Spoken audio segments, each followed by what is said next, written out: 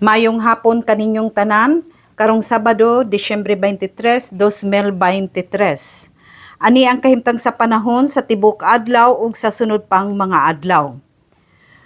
Padayong gihapon ang duha ka weather system nga makaapekto sa atong nasod.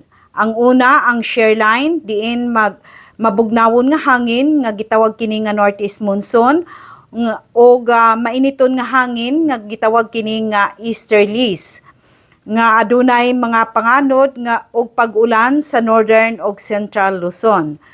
Og sa ubang bahin sa Luzon, makaapekto ang mabugnawon o amihan nga hangin og makasinati sila og mapanganuron og ang kalangitan og magdala kini og pagbundak sa ulan. Samtang dinhi sa atong dakbayan ug lalawigan sa Surigao del Norte, Siargao Island ug Dinagat Island, makasinati og usahay madagumon ngadto na sa mapanganurong nga kalangitan, inubanan sa pagpatak-patak nga pag-ulan, kilat ug pagpanalugdog tungod kini sa easterlies ug localized thunderstorm. Kasarangan ngadto sa makusog nga hangin ang mohuyop gikan sa silangan ngadto na sa amihan ang silangan o kasarangan ngadto na sa dagko ang mga balod sa kadagatan.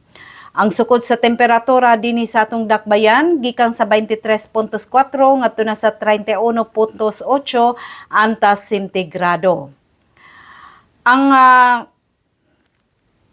mutaob ang kadagatan sa alas 8 sa gabi nga adunay sukod nga 0.9 meter ug mohunas ka ugma sa kaadlawon sa alas 4:20 nga adunay sukod nga 0.